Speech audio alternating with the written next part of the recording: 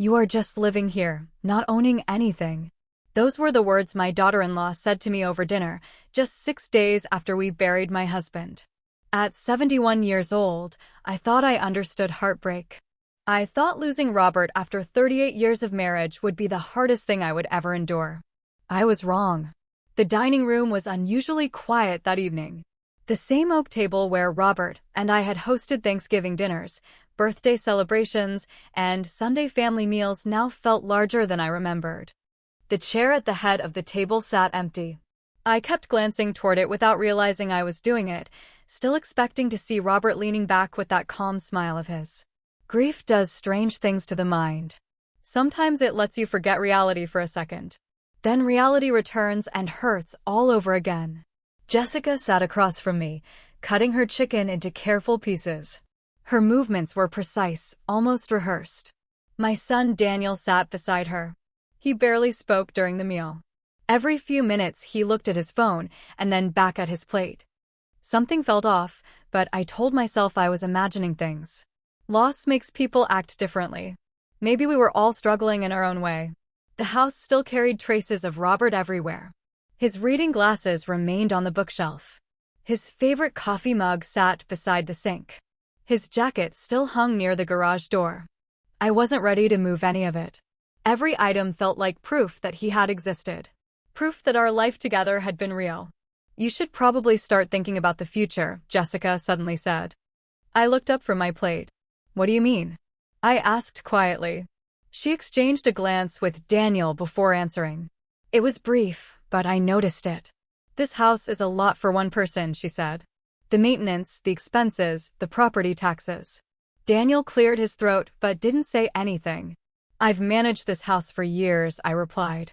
Your father and I always handled things together. Daniel nodded slowly without meeting my eyes. Things are different now, Mom. Different now. Those 2 words settled heavily in the room.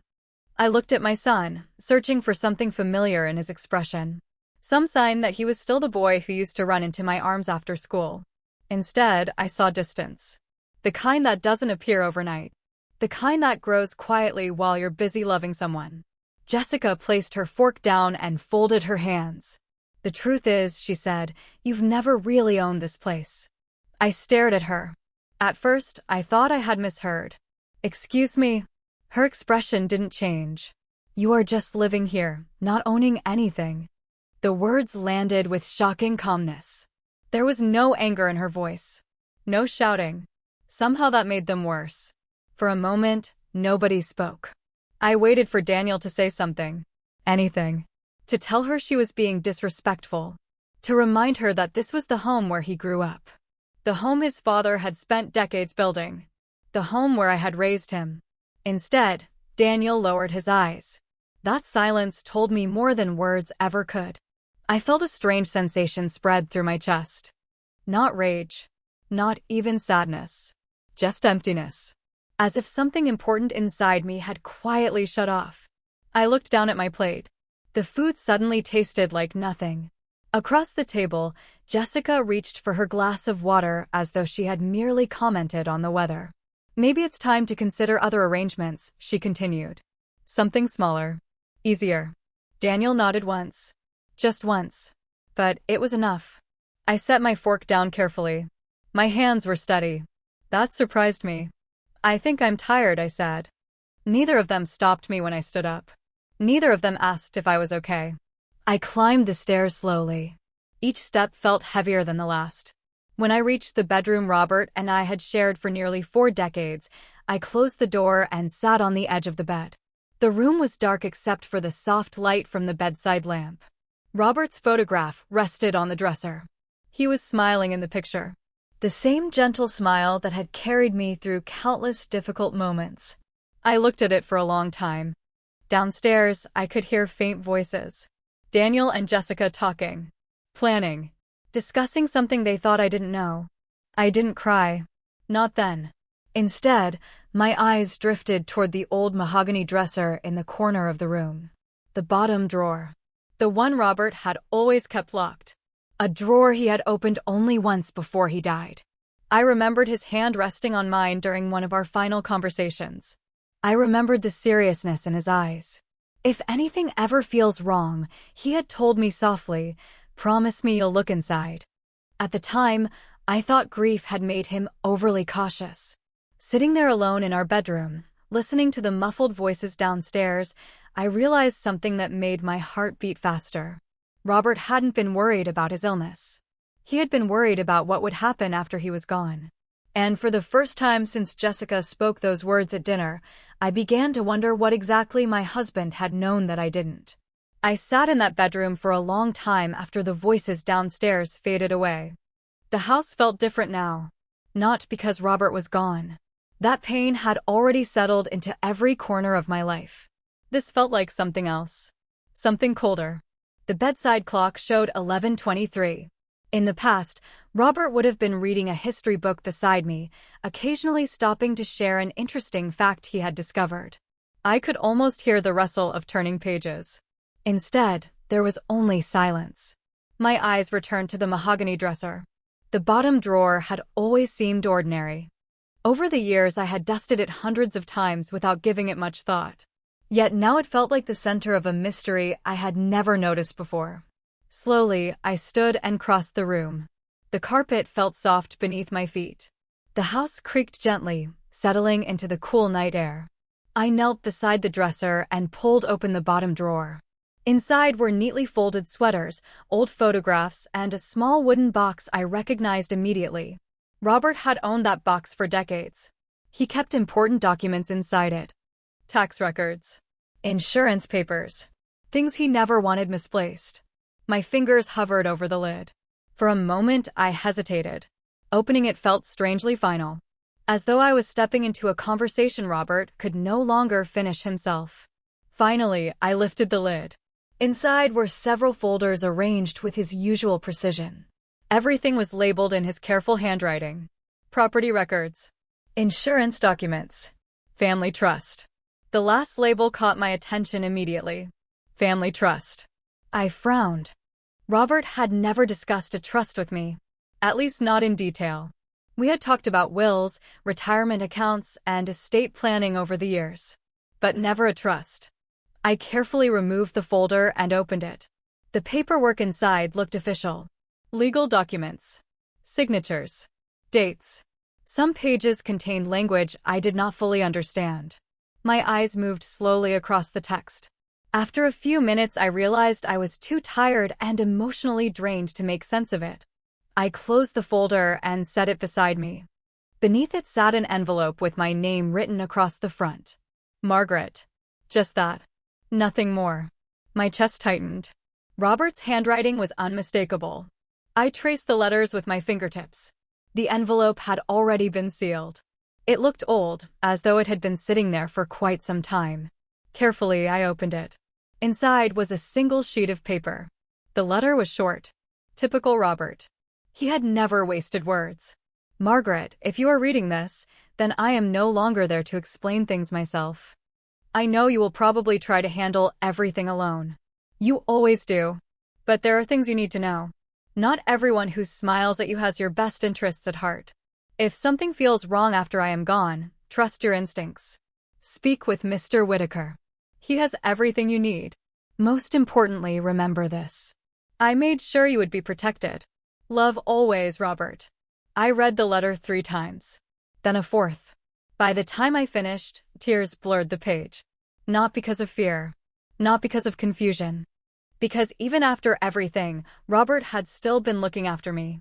I pressed the letter against my chest and closed my eyes. Downstairs, a door opened and closed. I heard footsteps moving through the kitchen. Jessica. Even without seeing her, I knew it was Jessica. She had a quick, purposeful way of walking.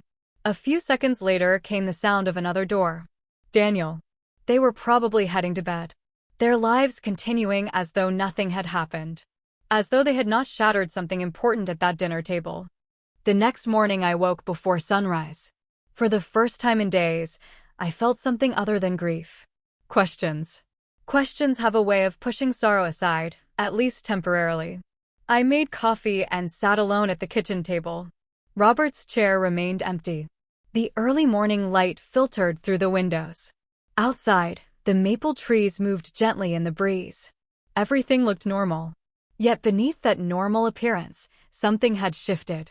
Jessica entered the kitchen around 7 o'clock. She looked surprised to find me already awake. For a split second, I thought I saw disappointment cross her face. Then her usual smile appeared. "Morning," she said. "Did you sleep okay?" I studied her carefully. The concern sounded rehearsed. "I slept fine," I replied. She poured herself coffee. "Good."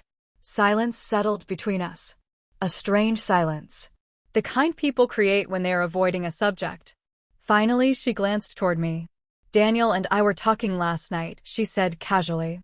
"There are some things we should probably discuss soon." I looked directly at her. "I am sure there are." For the first time, her smile faltered. Only slightly. But I noticed. And in that moment, I realized something important. Jessica believed she understood the situation completely. She believed she knew exactly what Robert had left behind. She believed she was several steps ahead of me. What she did not know was that somewhere in those documents upstairs, Robert had hidden the truth. And I was beginning to suspect that truth would change everything. Over the next few days, I began paying attention to things I might have ignored before. Grief has a way of narrowing your world. You focus on surviving the next hour, the next meal, the next morning. But once my attention shifted, I started noticing details. Small details. The kind that reveal much more than people realize. On Tuesday afternoon, I came home from visiting the cemetery and found Jessica standing in Robert's old home office. She quickly stepped away from his filing cabinet when she saw me. "I was just looking for the warranty information for the water heater," she said with a bright smile. It sounded reasonable. Almost too reasonable. "I think Robert kept that in the garage," I replied. For a moment, neither of us moved. Then she nodded and left the room. After she was gone, I opened the filing cabinet. Several folders had been shifted out of their usual order. Most people would never have noticed. Robert and I had organized those files together for years. I noticed immediately. Later that evening, Daniel arrived home carrying several cardboard boxes. "What are those?" I asked. "Just some storage bins," he said quickly. "Jessica found them on sale." He carried them upstairs before I could ask anything else. The answer felt rehearsed. Everything suddenly felt rehearsed. The next morning, I discovered another change. The lock code on the garage entry door no longer worked. I stood outside for nearly 5 minutes before Jessica opened the door from inside. "Oh," she said, sounding surprised. "We changed the code last week." "I forgot to tell you." "Forgot to tell me." "In my own home." I simply nodded and walked past her. Years ago, I might have confronted her. I might have demanded an explanation. But something had changed inside me. Every suspicious detail felt like another piece of a puzzle.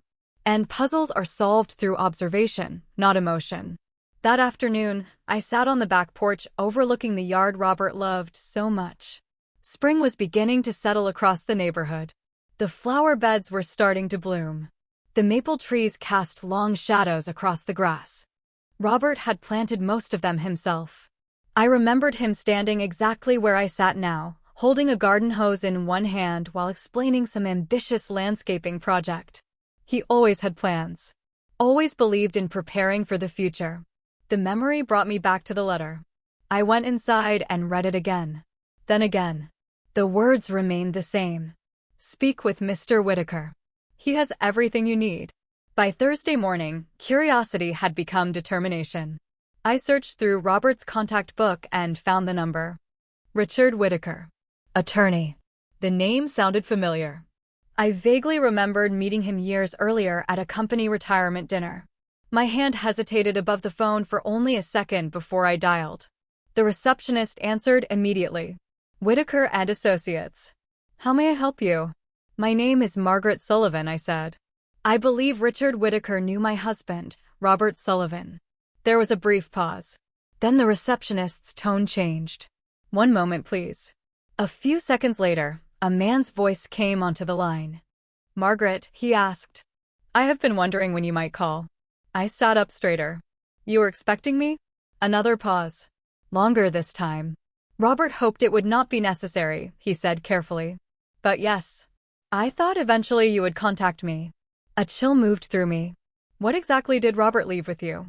I asked. That conversation is better held in person, he replied. Can you come to my office tomorrow morning? I looked out the kitchen window. Across the driveway, Jessica was speaking on her phone. She was pacing back and forth. Animated.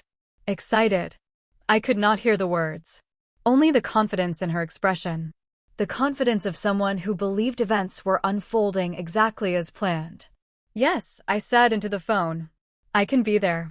After we ended the call, I remained seated for several minutes. My coffee had gone cold. Outside, Jessica continued talking. She laughed at something the person on the other end said. Then she glanced toward the house. Toward the kitchen window. Toward me. Our eyes met for a brief second. Her smile disappeared immediately. That was when I realized something important. Jessica was not simply being insensitive. She was waiting for something. Preparing for something. And whatever she expected to happen next, she clearly believed I would not stand in the way. As I watched her walk back toward the house, I found myself thinking about Robert's final words in that letter. He had protected me. Somehow. Some way. The next morning, I would finally learn what he meant. Friday morning arrived gray and cool. A light drizzle covered the streets as I drove across town toward Whitaker and Associates. The windshield wipers moved steadily back and forth, matching the rhythm of my thoughts. During the entire drive, I kept hearing Robert's voice in my mind. Not specific words. Just the memory of his calm certainty whenever he handled important matters. He had always been deliberate. Careful. The kind of man who read every page before signing anything. If he had arranged something before his death, there was a reason. The law office occupied the second floor of a red brick building near downtown. The receptionist greeted me warmly and escorted me to a conference room. Large windows overlooked the city. Framed certificates lined the walls. Everything felt orderly and professional.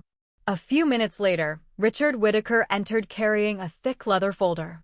He was older than I remembered, his hair now completely silver, but his eyes were sharp and attentive. Margaret, he said, shaking my hand. I am sorry for your loss. Thank you, I replied. He sat across from me and placed the folder on the table. For a moment neither of us spoke. Then he leaned back slightly. Robert was one of the most thoughtful clients I ever worked with, he said. He planned carefully. Planned what exactly? I asked. Richard studied me for a second. Tell me something first. Has anyone discussed the estate with you since Robert passed away? Immediately, Jessica's face came to mind. Daniel's silence. The comments about the house. The strange behavior. Not directly, I answered. But I have reason to believe certain assumptions are being made. Richard nodded slowly as though that confirmed something he already suspected. He opened the folder and removed several documents.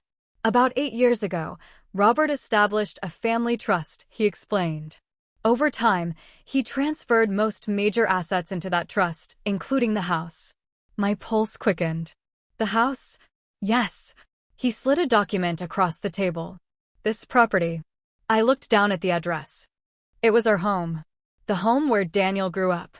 The home Jessica seemed so interested in discussing. According to the trust agreement, Richard continued, you are the primary beneficiary. I blinked. I do not understand. It means the trust remains under your control. The property cannot be sold, transferred, refinanced, or altered without your authorization. The room suddenly felt very quiet. Without my authorization? Correct. I stared at the document. The words seemed almost unreal. Then why would anyone think otherwise? Richard's expression became cautious. That is a question I cannot answer. He removed another document from the folder. There is more. I looked up. More. Robert included specific instructions regarding occupancy of the property after his passing. He handed me another page. I read it carefully. Then I read it again. My hands tightened around the paper. The language was clear. The trust allowed Daniel to remain in the house temporarily under certain conditions. Temporary. Not permanent. Not ownership. Temporary occupancy at my discretion. Robert was concerned, Richard said quietly. Concerned about what? He hesitated before answering.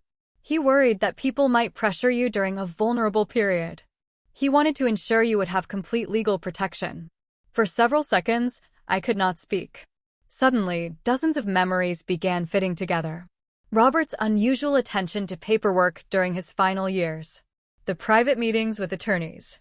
The confidential phone calls. The letter hidden in the dresser. He had seen something coming long before I did.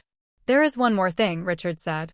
He reached into the folder and removed a sealed envelope. "Robert instructed me to give this to you personally if circumstances ever required clarification." I recognized the handwriting immediately. My throat tightened. "Another letter?" Richard nodded. "I believe so." Carefully, I opened the envelope. Inside was a single page.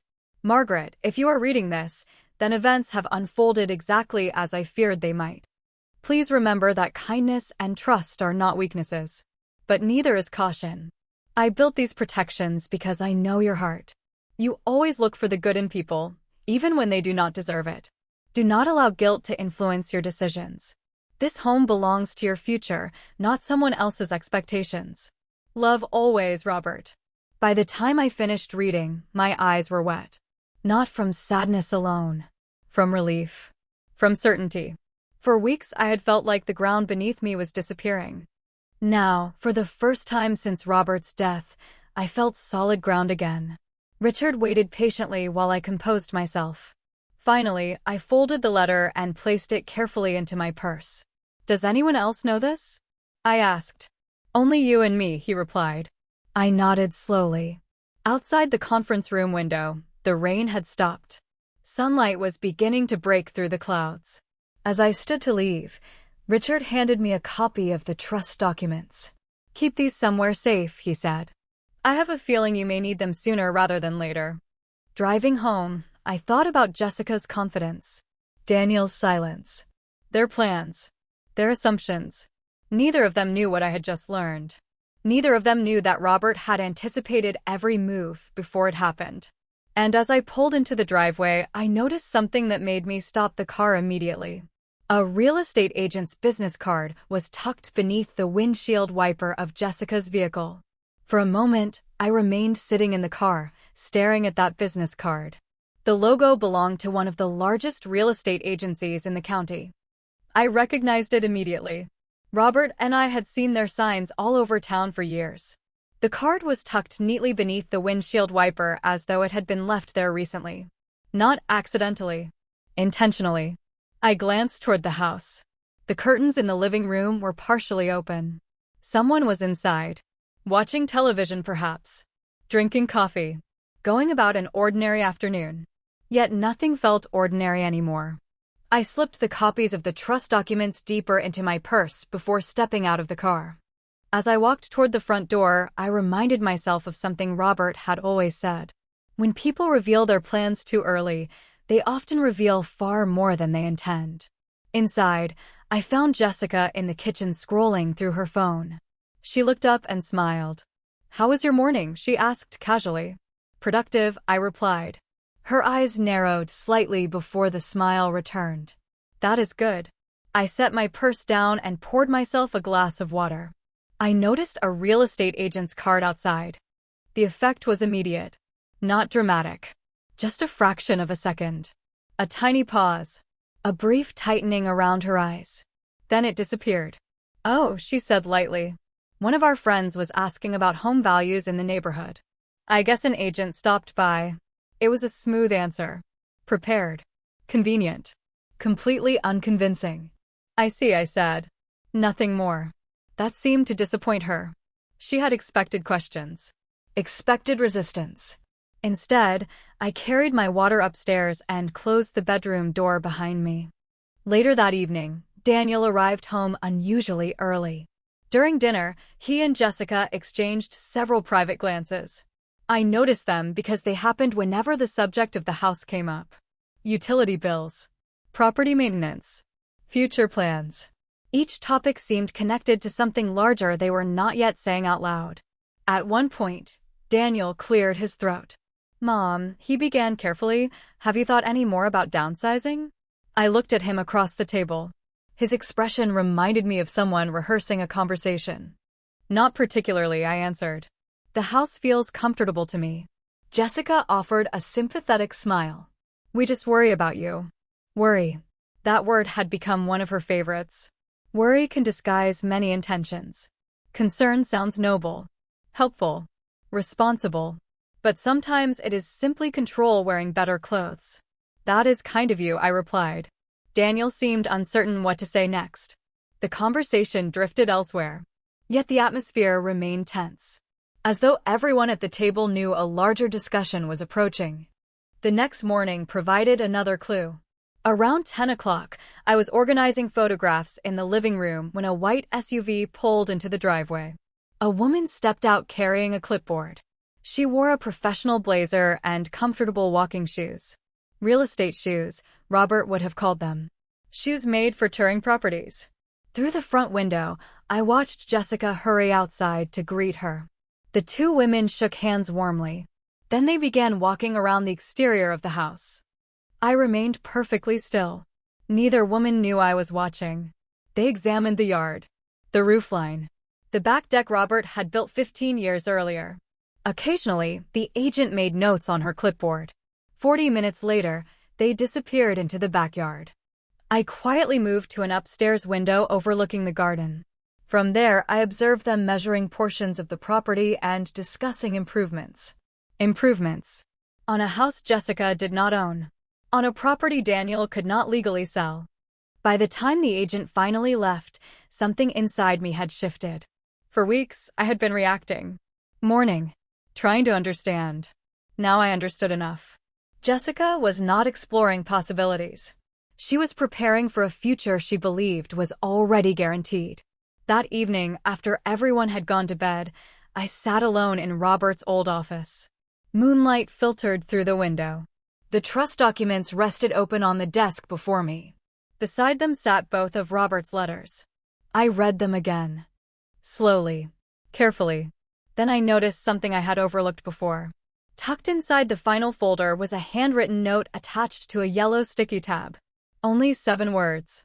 7 simple words written in Robert's unmistakable handwriting. If necessary, call the special meeting. Beneath those words was a phone number and a date scheduled exactly 3 weeks from now. I stared at the note for a long time. I had no idea what special meeting meant. But something told me Robert had anticipated this moment as well. And whatever he had arranged, it was about to become very important. The next morning, I woke up earlier than usual. The note Robert had left behind occupied my thoughts before my feet even touched the floor. 7 words. If necessary, call the special meeting. The phrase sounded simple, yet Robert had never done anything without purpose. I carried the note downstairs and placed it beside my coffee mug. Outside, the sky was clear. Sunlight stretched across the backyard and illuminated the garden he had loved so much. For a few minutes, I allowed myself to enjoy the quiet. Then Jessica entered the kitchen. You were up early, she said. Could not sleep, I replied. She poured herself coffee and glanced at the papers beside me. Her eyes lingered for a fraction of a second before moving away. Anything important? She asked casually. Just old notes from Robert, I said. Her smile appeared instantly. I still miss him every day. The words sounded appropriate. Polished. Almost practiced. I simply nodded. After she left the room, I folded the note and slipped it back into my pocket. Around noon, I decided to call the number Robert had written beneath the message. A woman answered on the second ring. Good afternoon. Sullivan Family Trust Administration. I sat up straighter. My name is Margaret Sullivan, I said. I found a note from my husband referring to a special meeting. There was a brief pause. Then the woman's tone changed immediately. Mrs. Sullivan, we have been expecting your call. The words sent a chill through me. Expecting my call? Yes. Mr. Sullivan established procedures several years ago. If you requested the special meeting, we were instructed to arrange it immediately.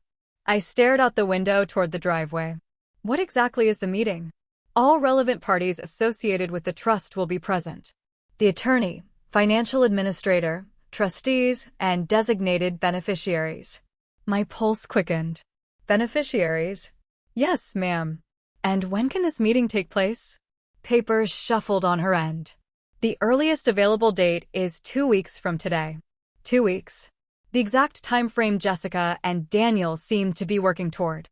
I thanked her and confirmed the appointment. After hanging up, I remained still for a long moment. Robert truly had anticipated everything. Not only had he protected the assets, he had created a formal process designed to bring every important person into one room if questions ever arose. That afternoon, another piece of the puzzle appeared.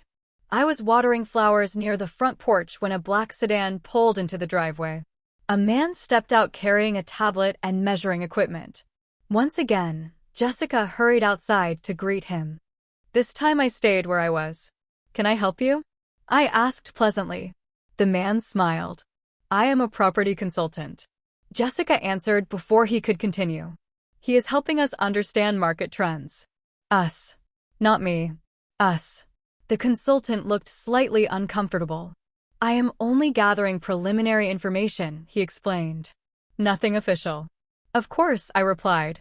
His expression suggested he sensed tension, but did not understand why. For the next 30 minutes, he examined the exterior of the property while Jessica followed closely behind. Every few minutes she pointed at something. The deck. The roof. The detached workshop Robert had built years earlier. She looked less like someone exploring possibilities and more like someone preparing a sales presentation. That evening, Daniel approached me after dinner. Mom, can we talk? He asked. Certainly. We sat in the living room. The same room where he had opened Christmas presents as a child. The same room where Robert had taught him how to tie a necktie before his high school graduation. Daniel looked nervous. Jessica and I have been discussing the future. There it was again. The future. I see, I said. We just think everyone would be happier with a fresh start. Happier. Another carefully chosen word. And what kind of fresh start do you have in mind? He hesitated. Maybe selling this place eventually. Eventually. The word sounded harmless. But now I knew too much. I knew about the trust, the restrictions, the protections, the meeting. Most importantly, I knew Robert had seen this coming years ago. That is an interesting idea, I said calmly. Daniel seemed relieved that I had not argued. You will think about it? I promise I will. After he went upstairs, I remained alone in the living room. The grandfather clock ticked steadily in the corner. Each second seemed louder than the last. 2 weeks. That was all that remained before the special meeting. 2 weeks before assumptions collided with reality. 2 weeks before everyone would finally learn what Robert had spent years preparing for. And judging by how confident Jessica continued to act, she had absolutely no idea what was waiting for her. The following days passed with an almost unsettling calm. On the surface, everything appeared normal. Breakfasts were shared. Small conversations happened in the kitchen. Television programs played in the evenings. Yet beneath that routine, I could feel tension building like pressure behind a closed door. Jessica became increasingly busy. Several times I saw her reviewing documents at the dining room table. She would quickly close folders whenever I entered the room. Once I noticed floor plans spread across the table before she gathered them together. Another afternoon, a delivery arrived containing home improvement catalogs. She carried them upstairs before I could get a clear look. None of it bothered me anymore. In fact, the more confident she became, the calmer I felt. Knowledge has a way of changing fear into patience. 1 week before the special meeting, I received a phone call from Richard Whitaker. Everything is confirmed, he said. All required parties have been notified. Did anyone ask questions? I replied. A few. His voice carried a hint of amusement. Most seemed very interested in attending. After the call ended, I sat quietly in Robert's office. Outside the window, a gentle rain tapped against the glass. I found myself looking at an old photograph on the bookshelf. It showed Daniel at age 10 standing beside Robert in the backyard. They were building a birdhouse together. Both of them were smiling. For a moment, sadness returned. Not because of the house. Not because of the trust. Because somewhere along the way, my son had stopped trusting me and started following someone else's vision of the future. I wondered if he even understood what was happening, or if he had simply convinced himself that everything would work out in his favor.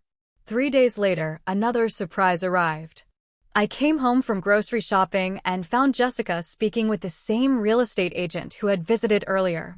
This time they were standing in the front yard discussing something on a tablet screen. As I walked toward the house, both women noticed me. The agent smiled politely. Jessica looked less comfortable. "Mrs. Sullivan," the agent said warmly. "Beautiful property." "Thank you," I replied. "My husband loved it here." The agent nodded. "It certainly shows." Then she glanced toward Jessica. Something passed between them. A silent exchange. The kind people make when they believe everyone already understands the situation. Everyone except they were wrong.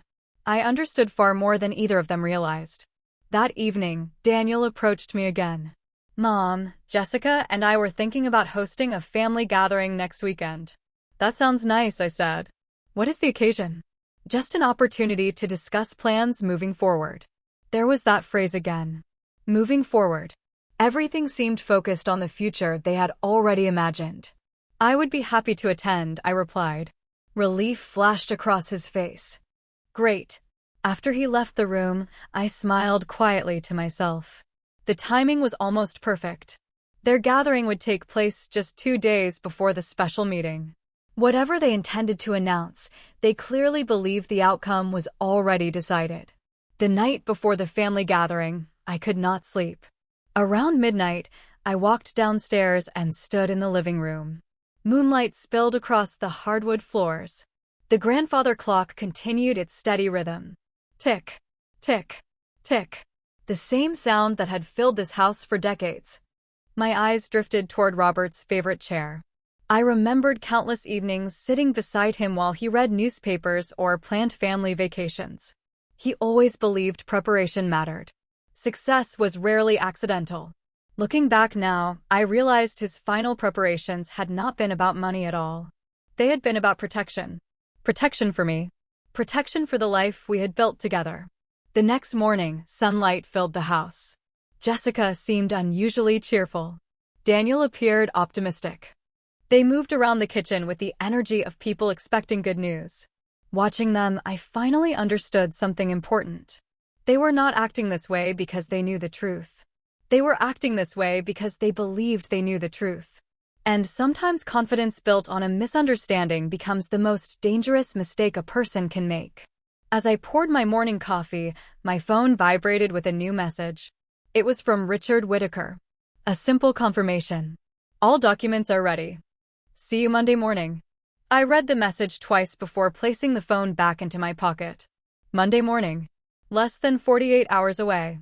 Whatever assumptions had been guiding events inside this house were about to meet reality. And for the first time since Robert's death, I felt completely ready for what came next.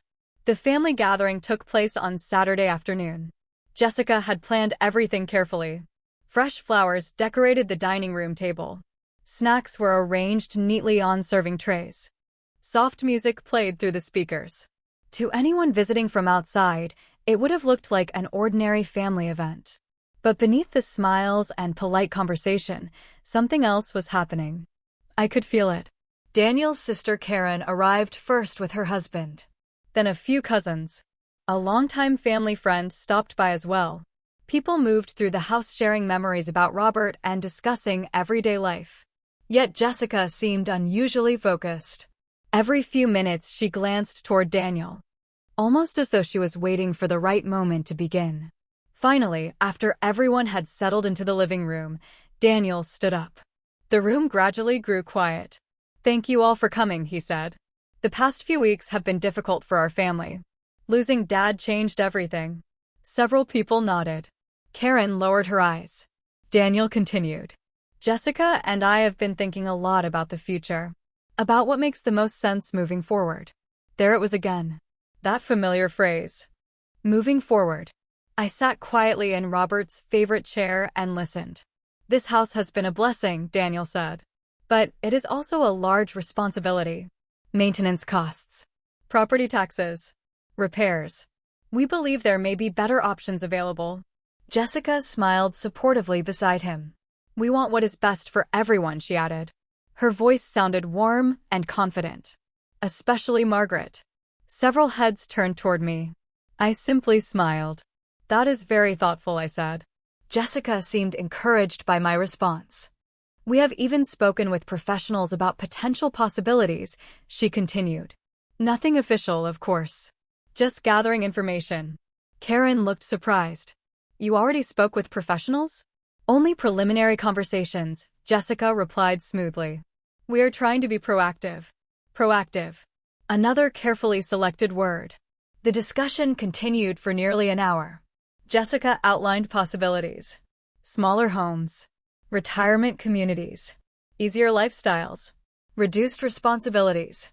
Throughout the entire conversation, she spoke as though certain decisions had already been made. Daniel remained beside her, offering occasional support. Nobody seemed to notice except me. The assumptions hidden beneath every sentence. The confidence behind every suggestion. Eventually, the gathering ended. Guests said their goodbyes and returned home. By evening, only Daniel, Jessica, and I remained. As we cleared dishes from the table, Jessica appeared pleased. I think that went well, she said. Do you? I asked. Absolutely. She smiled. Everyone seems to agree that changes are necessary. I nodded thoughtfully. Interesting. For a moment she studied my face. Perhaps she expected disagreement. Perhaps she expected emotion. Instead, she found neither. The following morning was Sunday. Quiet. Calm. Almost peaceful. I spent most of the day in the garden. The roses Robert planted years earlier were beginning to bloom. Their bright colors stood out against the deep green leaves. I worked slowly, trimming dead branches and pulling weeds. The simple routine helped settle my thoughts. Tomorrow was Monday. Tomorrow everything would change. That evening, Richard Whittaker called. Just confirming tomorrow's meeting, he said. Everyone has accepted the invitation. Everyone? I asked. Every relevant party. His tone remained professional, but I sensed confidence beneath it. Good, I replied. After ending the call, I walked through the house one last time before bed. The kitchen. The living room. Robert's office. The hallway lined with family photographs. Decades of memories filled those rooms. Memories no document could replace. Memories no one could claim ownership of. Upstairs, I paused beside the window overlooking the driveway. Jessica's car sat parked beneath the porch light. Daniel's truck rested beside it. They were probably sleeping peacefully, convinced tomorrow would bring them closer to the future they imagined. They believed they understood the situation. They believed the house was simply waiting to change hands. They believed they had already won. I closed the curtains and turned off the light. For the first time in many weeks, I felt no uncertainty. No fear. No confusion. Robert had left answers. He had left protection. Most importantly, he had left the truth. And in less than 12 hours, everyone would finally hear it. Monday morning arrived bright and clear. The sky was a deep blue, and the air carried the fresh scent of spring. I woke before my alarm and sat quietly for a few minutes at the edge of the bed. Robert's photograph rested on the dresser across the room. His familiar smile seemed calmer than ever. You were ready for this long before I was, I whispered. Then I stood, dressed carefully, and gathered the documents I would need. By 9 o'clock, Daniel and Jessica were ready as well. Jessica appeared confident. She wore a tailored blazer and carried a leather folder beneath her arm. Daniel looked slightly nervous but determined. The drive to the meeting took 30 minutes. Very little conversation happened along the way.